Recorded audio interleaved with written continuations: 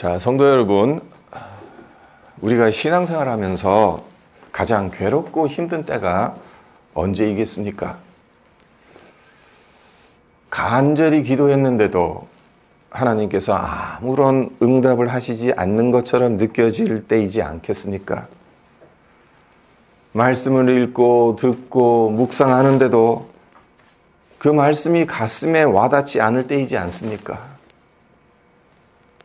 무엇을 해도 손에서 잡히지 않고 하나님이 안 계신 것처럼 느껴지고 계셔도 나랑은 아무 상관없으신 듯 나에게만 침묵하시는 것처럼 느껴질 때 괴롭죠. 힘듭니다. 한숨이 나옵니다.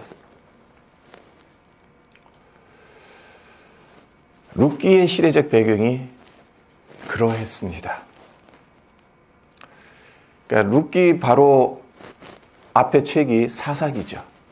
그러니까 사사기 마지막 구절인 21장 25절을 보시면 룻기의 시대적 배경이 어떠한지를 우리는 알 수가 있죠. 너무나도 유명한 말씀이죠. 그때 이스라엘에 왕이 없으므로 사람이 각기 자기 소견에 옳은 대로 행하였더라. 그러니까 룻기는 각기 자기 소견에 옳은 대로 행하였던 영적으로 무질서한 사사시대를 배경으로 하는 책입니다. 절망적이고 암울한 상황 가운데 시작하는 책이에요. 자, 오늘 1장 앞부분을 보시면 이렇게 시작을 하죠. 베들레헴에 흉년이 듭니다. 그래서 엘리멜렉이라는 한 가족이 이방 땅 모압으로 이주해요. 왜 모압으로 이주했겠습니까? 모압은 풀과 물이 풍성한 지역입니다. 가축을 키우기에 더없이 좋은 것이죠. 당시 가축은 가족의 생계를 좌우하는 상당히 중요한 재산이었습니다. 근데 지금 베들레헴에 흉년이 들었기 때문에 물과 풀이 없어요. 가축들이 잘못하면 다 죽게 생긴 거예요. 그럼 먹고 살 이 생계를 유지할 수가 없습니다.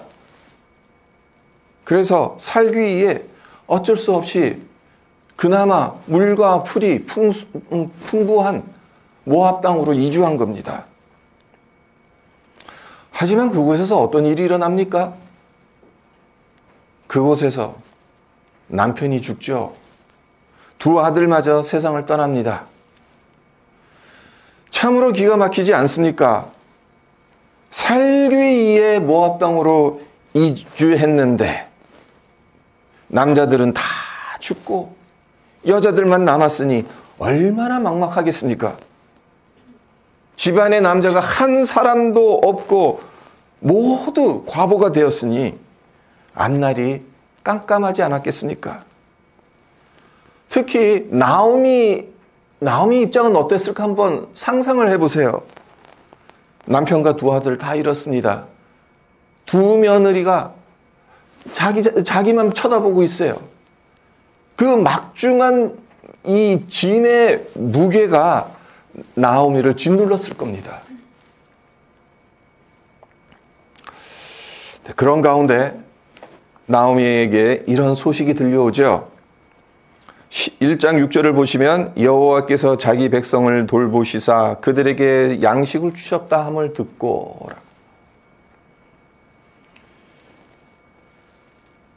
고향 베들레헴으로부터 하나님께서 자기 백성들을 돌보셔서 양식을 주셨다라는 이 소식이 들려오는 겁니다. 이 소식은 나오미에겐 한 줄기 희망의 빛으로 다가왔을 겁니다. 다시 고향으로 돌아가면 하나님께서 자기 백성들을 돌보셨으니까 나도 하나님의 백성이니까 돌보실 거 아닐까? 그곳에서 나도 양식을 하나님께서 주시지 않을까? 그런 생각을 한 거죠. 그래서 고향 베들레헴으로 돌아가겠다는 마음을 먹습니다. 성경학자들이 추정하는 바에 따르면 모압으로 이주 갔다가 다시 베들레헴으로 돌아온 것, 한 10년 만에 다시 돌아온 것으로 추정을 합니다. 강산이 한번 바뀐 시점이에요.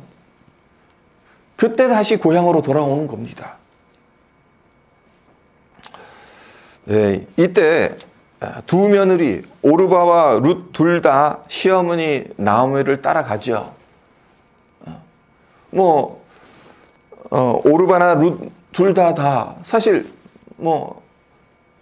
현실적으로 방법이 없잖아요. 시어머니를 따라가는 게 가장 좋은 방법이라고 생각을 했겠죠. 한참을 걷는 중에 나오미가 며느리에게 현실적인 이야기를 합니다. 내가 너희들을 위해서 해줄 수 있는 것이 아무것도 없다. 너희들이 나를 따라와도 보장된 미래가 없다. 솔직하게 말합니다. 한 걸음 더 나아가 이제 너희가 재혼하기도 어려울 텐데 친정으로 돌아가라. 그곳에서 각자의 삶을 새롭게 시작하라. 내가 너에게 해줄 수 있는 말은 이거밖에 없다. 아주 현실적인 이야기를 합니다. 이 말을 들은 첫째 며느리 오르바는 고민을 했습니다. 시어머니 나오미를 따라가 봤자 별 볼이 없는가 보다 생각을 한 거죠. 그래서 눈물을 머금고 고향 모압으로 돌아갑니다. 하지만 둘째 며느리는 그렇게 하지 않았죠. 시어머니 곁을 끝까지 지키겠다는 굳은 결심을 합니다. 롯의 유명한 고백이 16절에서 17절에 나오지 않습니까? 룻이 이르되 내가 어머니를 떠나며 어머니를 따르지 말고 돌아가라 강권하지 마옵소서. 어머니께서 가시는 곳에 나도 가고 어머니께서 머무시는 곳에도 나도 머물겠나이다. 어머니의 백성이 나의 백성이 되고 어머니의 하나님이 나의 백성 하나님이 되시리니 어머니께서 죽으시는 곳에서 나도 죽어 거기 묻힐 것이라. 만일 내가 죽는 일 외에 어머니를 떠나면 여호와께서 내게 벌을 내리시고 더 내리시기를 원하나이다 하는지라. 운명 공동체라는 이야기입니다. 어머니와 제가 이제 떨어져서 살 수는 없습니다. 저는 끝까지 어머니를 지키겠습니다. 돌보겠습니다. 함께 하겠습니다. 유다 사람이 아닙니다. 모압 여인입니다. 이 고백을 하는 겁니다. 어머님의 하나님이 나의 하나님이 되고 어머님의 백성이 내 백성이 되겠다. 나오미가 이 룻의 결심을 듣고 감동했겠죠.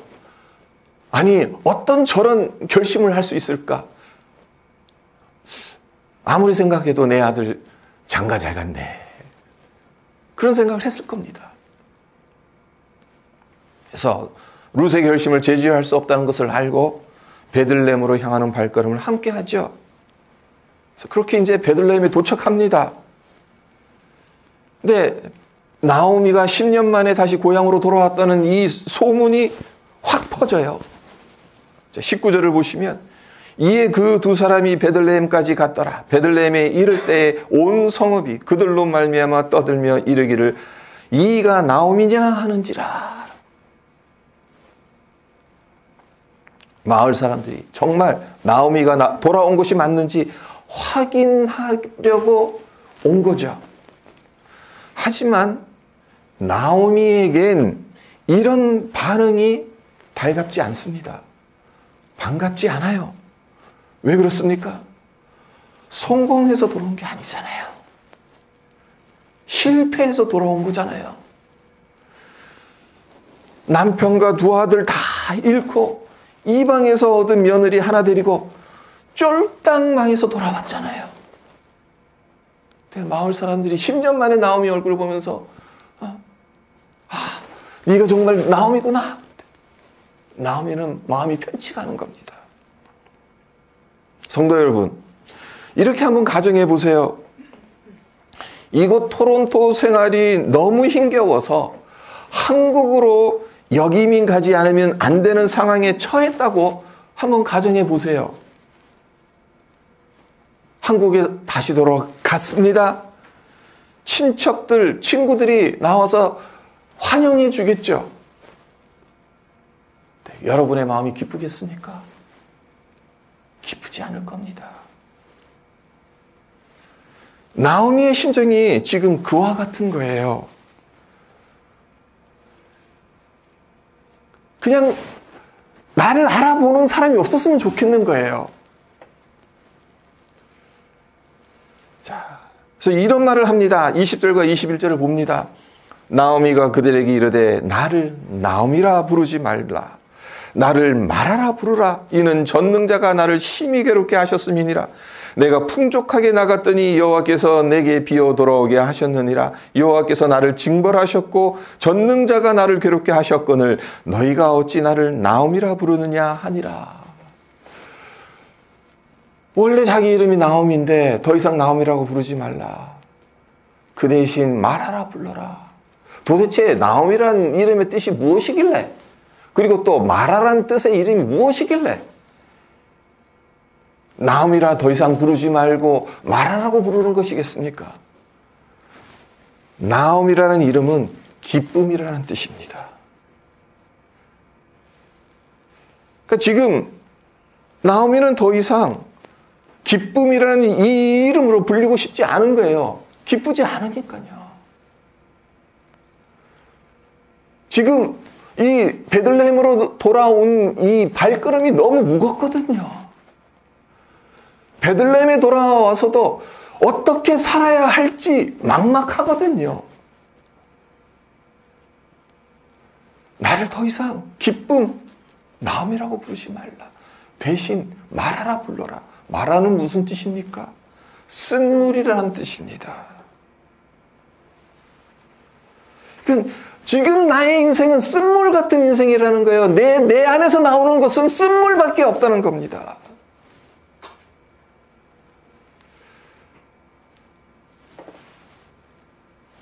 그녀의 마음이 얼마나 무너졌으면 자신의 이름을 기쁨이 아닌 쓴물, 마라라고 바꾸어 부르라고 했겠습니까?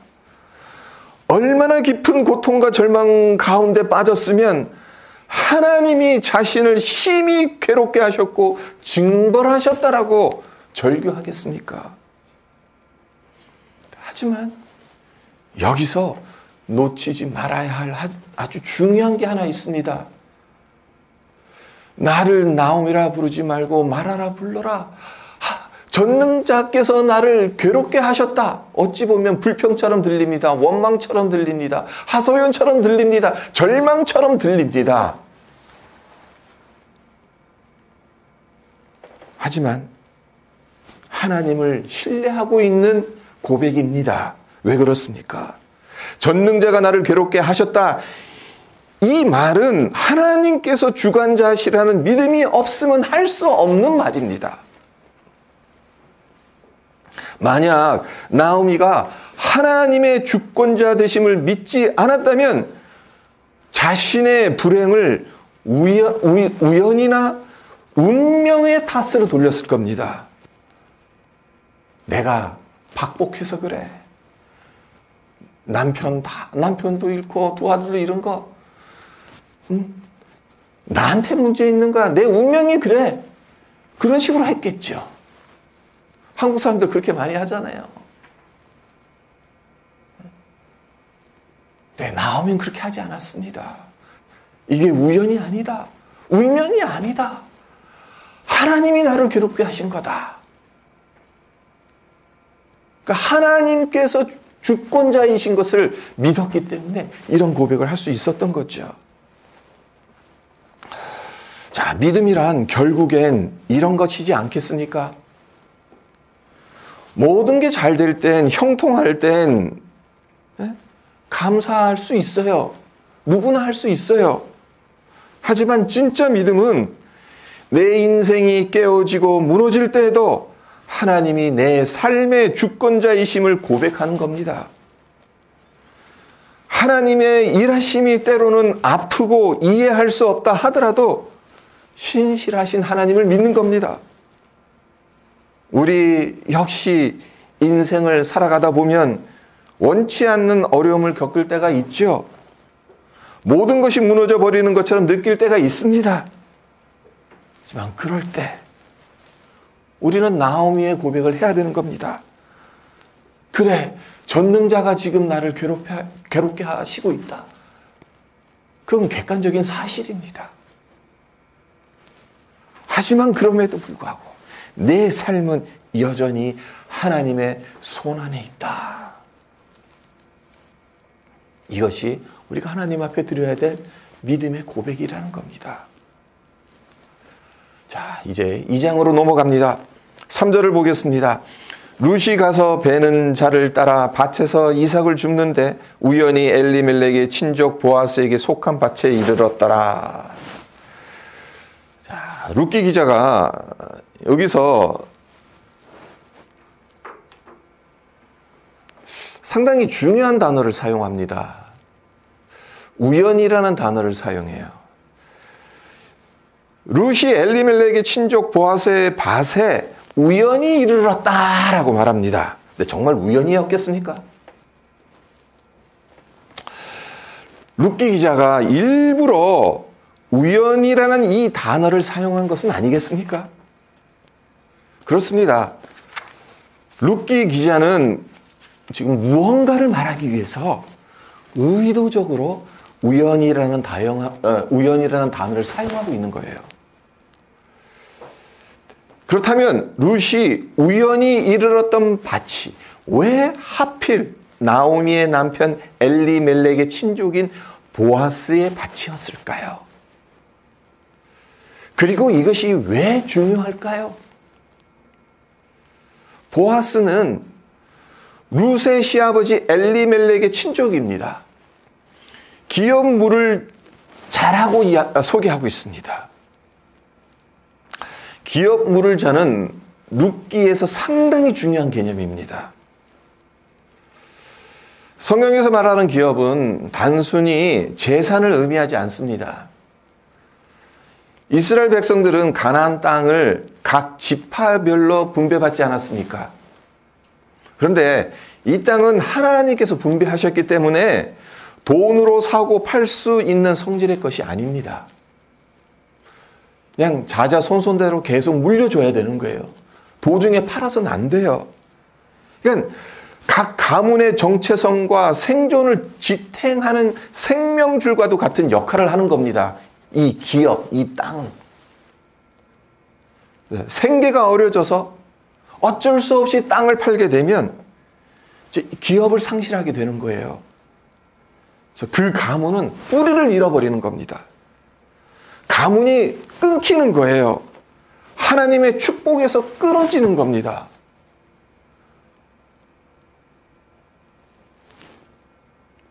룻이 시집간 엘리멜렉 가문이 지금 이 지경에 처해 있는 겁니다. 모압으로 이주하면서 거기 가서 살아야 하니까 자금이 필요할 거 아닙니까? 그래서 어쩔 수 없이 땅을 팔았어요. 조상 대대로부터 물려받았던 이 기업을 팔았습니다. 그러니까 우리처럼 이젠 다시 한국으로 돌아갈 거라고 생각을 안 하고 여기서 살 거라고 생각하고 한국에 있는 것들 다 정리하고 오는 거죠.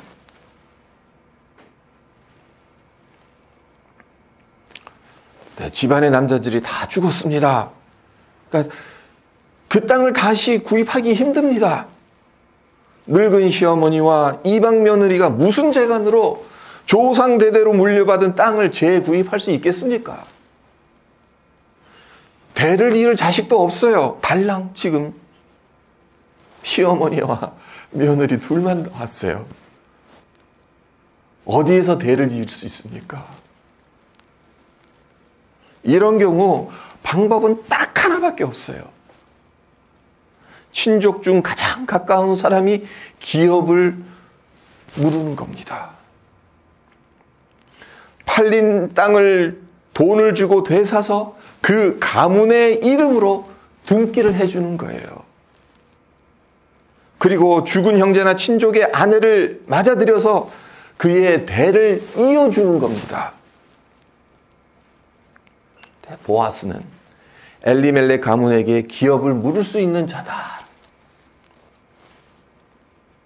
그러니까 룻에겐 매우 중요한 자인 거죠. 네, 이방 여인인 룻이 처음부터 이 점을 잘 알고 있었기 때문에 의도적으로 보아스 밭으로 간 것이겠습니까?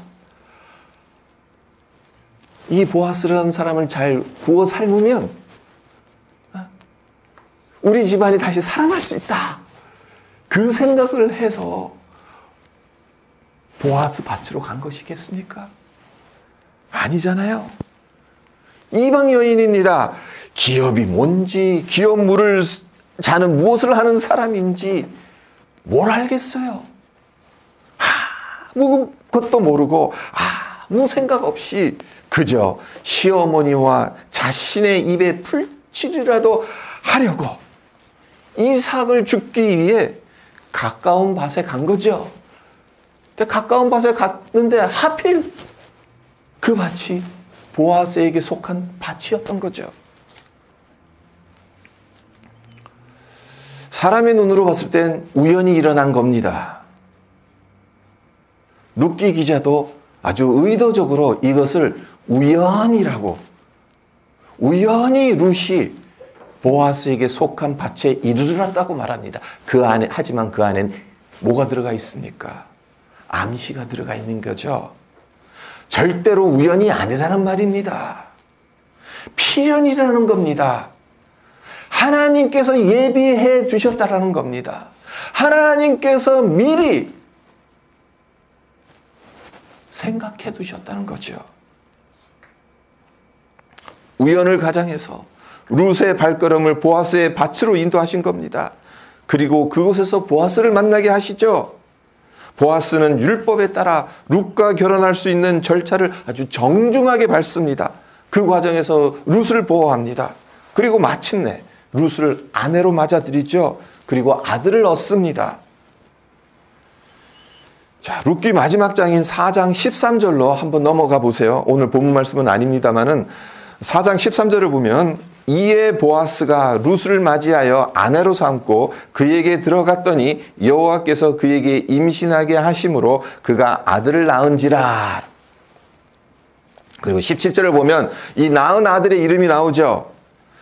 그의 이웃 여인들이 그에게 이름을 지어주되 나오미에게 아들이 태어났다 하여 그의 이름을 오벳이라 하였는데 그는 다윗의 아버지인 이새의 아버지였더라. 아주 이 두 가지가 재미있어요. 여기가 이 17절에서 하나는 보통 아이가 태어나면 누가 이름을 지어줍니까? 부모가 이름을 지어줘야잖아요. 근데 누가 지어줬다고 되어 있습니까? 이웃 여인들이 지어줬다고 되어져 있어요. 동네 여인들이. 이게 하나 참 재밌어요. 그리고 또 두 번째로 재밌는 게 뭡니까? 누가 낳았습니까? 이 아이를. 룻이 낳았어요. 근데 누가 낳은 것처럼 이야기합니까? 나오미가 낳은 것처럼 이야기하죠. 왜 이런 식으로 이야기를 하는 것이겠습니까? 앞서 말씀드린 것처럼 기업 물을 자. 그러니까 나오미는 엘리멜렉 가문이잖아요. 그러니까 지금 이 태어난 아이는 나오미, 엘리멜렉의 손자라는 거죠. 자, 그리고 18절에서부터 22절을 보면 계보가 나옵니다. 마지막 부분인데 룻기의 마지막 부분에 계보가 나와요. 자, 함께 볼까요? 베레스의 계보는 이러하니라. 베레스는 헤스론을 낳고 헤스론은 람을 낳았고 람은 암미나답을 낳았고 암미나답은 나손을 낳았고 나손은 살몬을 낳았고 살몬은 보아스를 낳았고 보아스는 오벳을 낳았고 오벳은 이새를 낳고 이새는 다윗을 낳았더라. 자, 여기서 이 계보에서 이상한 점을 발견하셨습니까? 지금 뭔가 이상하지 않나요? 제가 방금 전에 힌트를 드렸는데 어떤 이상한 점이 있습니까, 여기에? 자, 방금 전에 보아스는 기업 물을 자라고 말씀드렸어요. 자, 보아스가 기업 물을 자면 보아스에게서 난 아들은 누구의 아들이 되어야 합니까?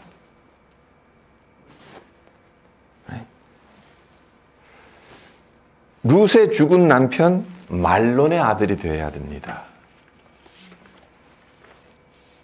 그래야 말론 가문의 대가 이어질 수 있는 거죠. 그게 기업 물음의 정신이거든요. 보아스도 그것을 잘 알고 룻을 맞이한 거거든요. 그런데 놀랍게도 이 계보는 말론 가문의 계보가 아니에요. 보아스의 조상인 베레스 가문의 계보예요. 오벳은 법적으로 말론의 대를 잇는 아들로 태어났습니다.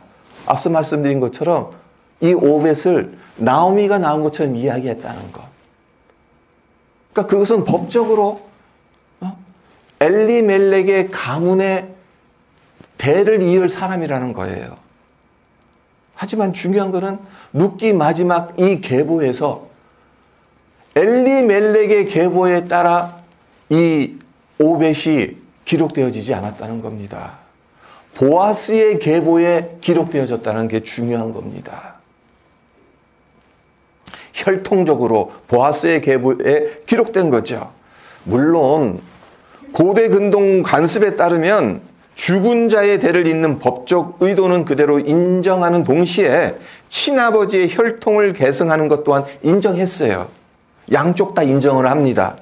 그렇기 때문에 오벳을 보아스의 계보에 넣는 것이 전혀 어색하지는 않습니다.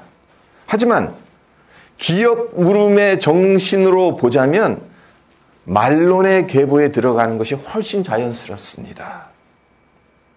하지만 룻기 기자는 이것 역시 의도적으로 기업 물을 정신에 따르지 않고 혈통적인 계보, 보아스의 계보, 친아버지는 보아스니까요. 오벳의 친아버지는. 법적인 아버지는 말론일지 모르겠지만. 근데 이게 왜 중요합니까? 이게 어떻게 연결이 됩니까? 이새로 연결되고 다윗으로 연결되고 마태복음 1장을 가서 보면 예수님의 족보가 나오죠. 거기에서는 어떻게 됩니까? 예수님에게로 연결이 됩니다. 그러니까 예수님의 혈통이 이 보아스의 혈통을 따라서 흘러가야 되는 겁니다. 법적으로는 말론의 그 계보에 들어가게 하겠지만 혈통적으로는 그렇게 되는 것이 그리스도와 연결돼야 되기 때문에. 여기서 우리가 무엇을 발견하게 됩니까? 보아스라는 한 사람의 신실함과 헌신을 통해 다윗 왕조를 준비하셨고 궁극적으로는 메시아 되신 예수 그리스도를 이 계보를 통해 오게 하셨다는 거죠. 그리고 중요한 것은 이 보이지 않는 하나님의 손길을 통해 이 모든 것들이 이루어졌다는 겁니다. 집에 가셔서 룻기 4장밖에 안 되니까 읽어보십시오. 하나님은 오늘 설교 제목 따라 하나님의 조용한 역사라고 제가 설교 제목을 뽑았는데 룻기를 읽어보면 하나님은 정말 조용하게 일하십니다. 전면에 드러나시지 않으세요.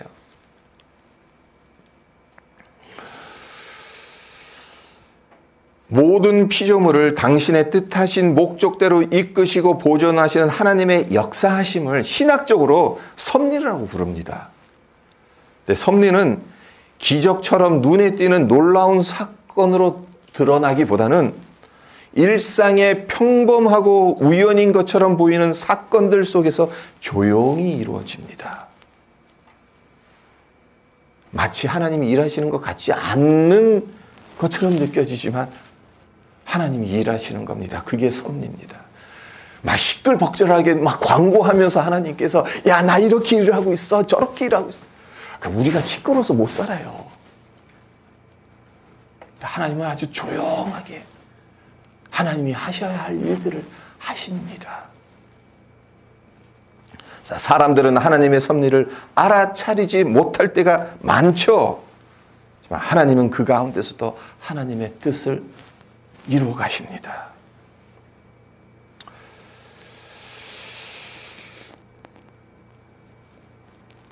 우리의 삶 가운데도 우연처럼 보이는 일들이 있습니다.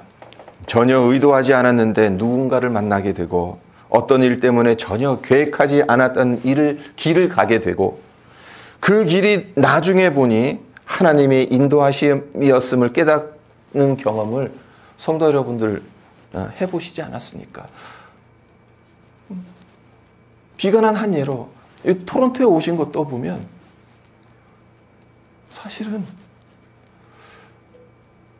내가 결정한 것처럼 느껴지고 그렇게 보이지만 그렇지 않다는 겁니다. 하나님이 인도하신 겁니다. 하나님의 섭리 안에 있었다는 거죠.